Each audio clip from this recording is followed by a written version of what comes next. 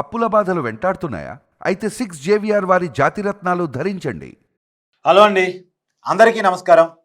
నేను మీ కట్టా కార్తీక్. ఆంధ్రప్రదేశ్ మీడియాలో గత 2 రోజులుగా జరుగుతున్న చర్చ ఏంటంటే, ఏపీ సారా స్కామ్లో అందరూ లిక్కర్ స్కామ్ అంటున్నారు. నేను సారా స్కామ్ అంటాను. ఎందుకంటే జగన్మోహన్ రెడ్డి గారి పరిపాలనలో అమ్మింది సారా లాంటి మద్యం కాబట్టి, కెమికల్ కళ్ళు లాంటి మద్యం కాబట్టి, అంటే మద్యం సీసాల్లో ఒక కల్తీ సారానో లేదు అంటే కల్తీ కళ్ళునో పోసి ఇదే మద్యం అని అమ్మారు కాబట్టి నేను దాన్ని ఖచ్చితంగా సారా కుంభకోణం అనే అంటాను. ఆ సారా స్కామ్లో జగన్మోహన్ రెడ్డి అరెస్టు కనుక జరిగితే ఖచ్చితంగా వైసీపీకి ఉన్నటువంటి 11 మంది ఎమ్మెల్యేలు రాజీనామా చేస్తారు. ఈ చర్చ గత 2 రోజులుగా శాటిలైట్ మీడియా నుంచి సోషల్ మీడియా వరకు ఈ చర్చ నడుస్తూ ఉంది. నిజానికి వైసీపీ ఎమ్మెల్యేలు రాజీనామా చేస్తే ఏం జరిగిద్ది ఒకసారి మాట్లాడుకునేటువంటి ప్రయత్నం చేద్దాం. నిజానికి జగన్మోహన్ రెడ్డి గారు వైసీపీ పార్టీ పెట్టే రోజు కాంగ్రెస్ పార్టీతో విభేదించి, అప్పటికి రాష్ట్రంలో కాంగ్రెస్ పార్టీ అధికారంలో ఉంది, దేశంలో కూడా కాంగ్రెస్ పార్టీ అధికారంలో ఉంది. ఆ 2010-11 సమయం అది. ఆ సమయంలో కాంగ్రెస్ పార్టీతో విభేదించి జగన్మోహన్ రెడ్డి గారితో కలిసి వచ్చే ఎమ్మెల్యేలంతా రాజీనామా చేయాలని ఆ రోజు జగన్మోహన్ రెడ్డి గారు ఆదేశించారు. ఆయన ఆదేశాల మేరకు ఆ రోజు కాంగ్రెస్ పార్టీకి తమ ఎమ్మెల్యే పదవికి వాళ్ళు రాజీనామాలు చేశారు. రాజీనామా చేసినటువంటి ఎమ్మెల్యేలు ఉప ఎన్నికలకు వెళ్ళారు. సహజంగా ఎమ్మెల్యే రాజీనామా చేస్తే ఆ నియోజకవర్గాలు ఉప ఎన్నికలు జరుగుతాయి కదా. ఆ ఉప ఎన్నికల్లో మళ్ళీ జగన్మోహన్ రెడ్డికి సపోర్ట్గా నిలిచిన ఎమ్మెల్యేలే పెద్ద ఎత్తున మెజార్టీతో గెలిచారు. అది జగన్మోహన్ రెడ్డి గారు వేవ్ నడుస్తున్న సమయం.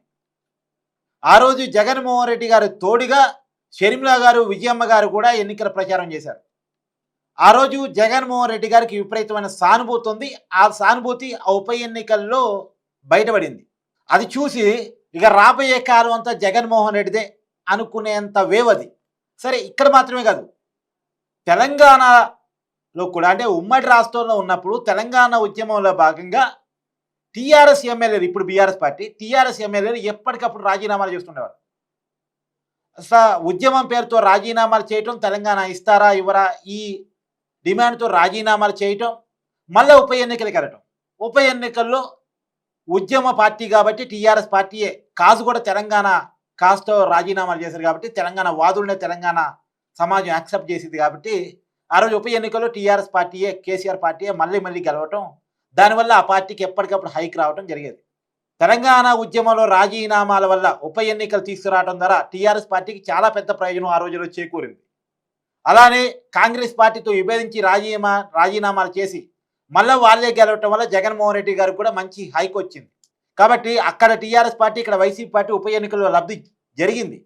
అయితే ఇప్పుడు మళ్ళీ అలా జరగాలి అంటే జగన్మోహన్ రెడ్డి అరెస్టు జరిగినప్పుడు జగన్మోహన్ రెడ్డి గారితో సహా ఉన్న 11 మంది ఎమ్మెల్యేలు రాజీనామా చేస్తే ఖచ్చితంగా జగన్మోహన్ రెడ్డి గారికి సానుభూతి వచ్చే అవకాశం ఉంటుంది.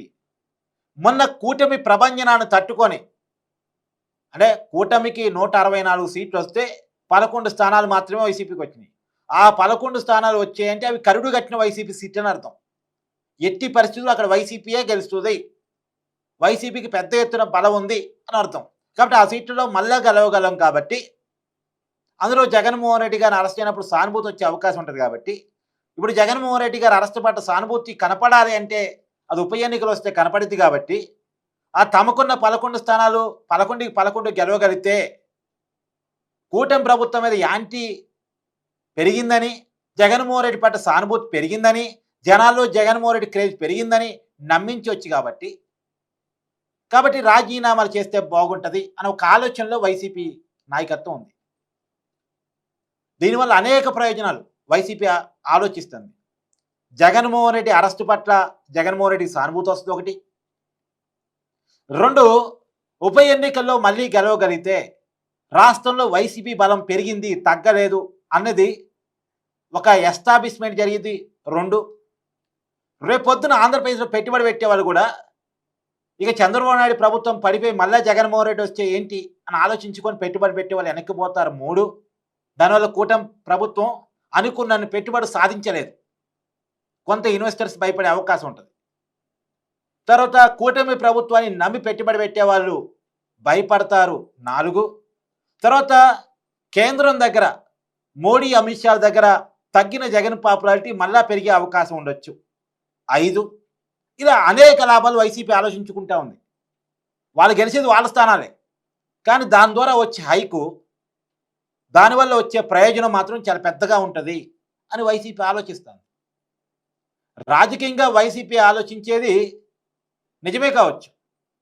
ఏ రాజకీయ పార్టీ అయినా తమ రాజకీయ ప్రయోజనాలు ఆలోచించే స్ట్రాటజీలు వేస్తాయి. వైసీపీ కూడా అలాగే వేసుకుంటుంది. కానీ ఇక్కడ ఇంకొక చర్చ ఉంది. అసెంబ్లీకి రాని ఎమ్మెల్యేలు అసెంబ్లీకి ఎందుకు? వైసీపీకి ఉన్న 11 మంది ఎమ్మెల్యేలు అసెంబ్లీకి వెళ్ళటం లేదు, అసెంబ్లీ సమావేశాల్లో అసెంబ్లీ చర్చల్లో పాల్గొనట్లేదు.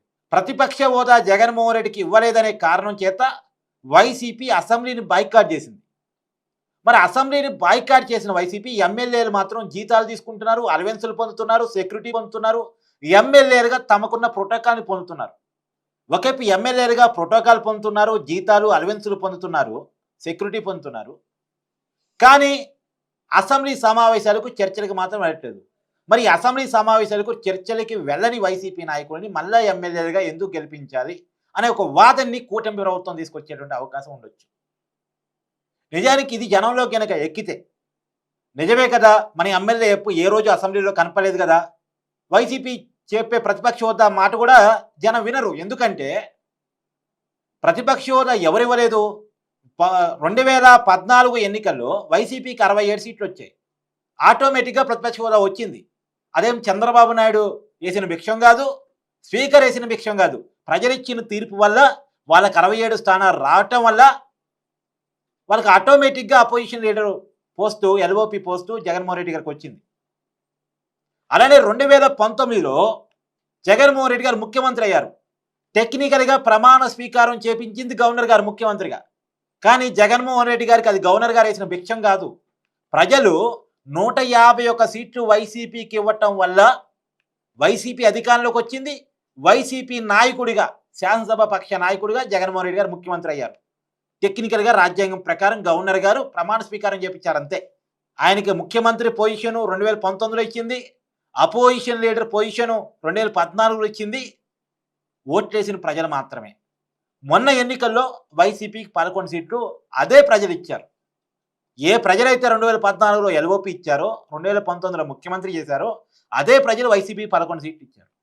సో ప్రజలు ఇవ్వని హోదాని చంద్రబాబు ఇవ్వాలనో, స్పీకర్ ఇవ్వాలనో డిమాండ్ చేసే హక్కు వైసీపీకి ఉందా అని చర్చ జరిగే అవకాశం ఉంటుంది.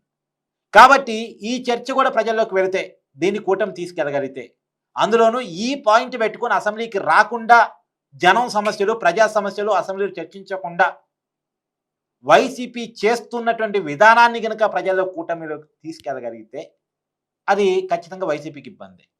ఒక అంశం. ఇక్కడ ఇంకో అంశం ఉంది. సహజంగా గతం వేరు, ఇప్పుడు వేరు. గతంలో జగన్మోహన్ రెడ్డి గారి సపోర్ట్గా రాజీనామాలు చేసిన దేనికోసం? రాజశేఖర్ రెడ్డి కుటుంబాన్ని కాంగ్రెస్ పార్టీ ఇబ్బంది పెడుతుంది, ప్రభుత్వం ఇబ్బంది పెడుతుంది, అక్రమ కేసులు పెడుతుంది అని దాన్ని జనం నమ్మారు. కానీ ఇప్పుడు లిక్కర్ స్కామ్ అలా కాదు. లిక్కర్ స్కామ్ గురించి ఒకసారి మాట్లాడాలంటే ఢిల్లీ లిక్కర్ స్కామ్ గురించి కూడా మాట్లాడుకోవాలి. ఢిల్లీ లిక్కర్ స్కామ్లో ఇరుక్కున్నందుకు కేజ్రీవాల్ ప్రభుత్వం కోల్పోయాడు. అంటే గత 3-4 సార్లుగా వరుసగా ప్రభుత్వాన్ని ఏర్పాటు చేయగలిగిన ఆమ్ ఆద్మీ పార్టీ ఢిల్లీలో ప్రభుత్వాన్ని కోల్పోయింది. అది నిజానికి ఢిల్లీ ప్రభుత్వాన్ని చూపించి దేశంలో ఇతర రాష్ట్రాల్లో కూడా ఆమ్ ఆద్మీ విస్తరించింది. పంజాబ్లో అధికారం తెచ్చుకోగలిగింది. అలాంటి పార్టీ ఢిల్లీలో అధికారాన్ని కోల్పోవటం మాత్రమే కాదు, ఏకంగా కేజ్రీవాల్ ఎమ్మెల్యేగా ఓడిపోయాడు. ఢిల్లీ డిప్యూటీ సీఎం, ఎక్సైజ్ శాఖ మంత్రి మనోజ్ సిసోడియా ఎమ్మెల్యేగా ఓడిపోయాడు. అంటే లిక్కర్ స్కామ్లో ఇరుక్కుంటే ప్రజలు ఎంత అసహించుకుంటారు అంటానికి ఇది ఒక ఉదాహరణ. చాలా మాస్ లీడర్స్ వాళ్ళు. Not only Delhi leaders, national లీడర్స్గా కేజ్రీవాల్కి ప్రొజెక్షన్ వచ్చింది. కానీ ఈరోజు ఎమ్మెల్యేగా కూడా లేడు కేజ్రీవాల్. ఇప్పుడు తెలంగాణలో కేసీఆర్ కుటుంబానికి ఎంత మీద ఉండేది? మొన్న ఎన్నికల్లో ఓడిపోవచ్చు కాక.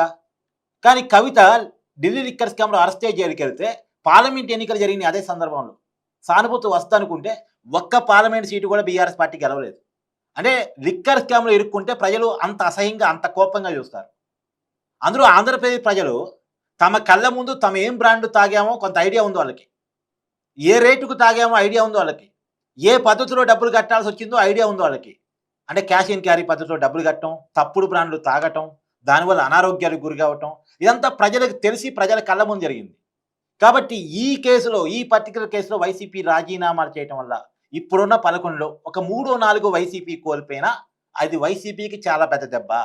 వైసీపీ సిట్టింగ్ స్థానాన్ని లూజ్ అయిందనేటువంటి పేరు వస్తుంది. వైసీపీ బలం తగ్గిందనే పేరు వస్తుంది. అందులో ప్రభుత్వానికి ఉప ఎన్నికలు కొంత అడ్వాంటేజ్గా ఉంటుంది. ఇప్పుడు వైసీపీ నిజంగా రాజీనామా అస్త్రం గనక చేస్తే అది భస్మాసురస్తంగా మారే అవకాశం ఉంటుంది. అంటే తన చేతి మీద తామే చేయబెట్టుకొని తమను తాము సజీవదానం అంటారు పార్టీ. ఆ పార్టీ ఆ తప్పు చేసింది అవుతుంది. మరి ఆ తప్పు వైసీపీ చేస్తా లేదా చూడాలి. Thank you.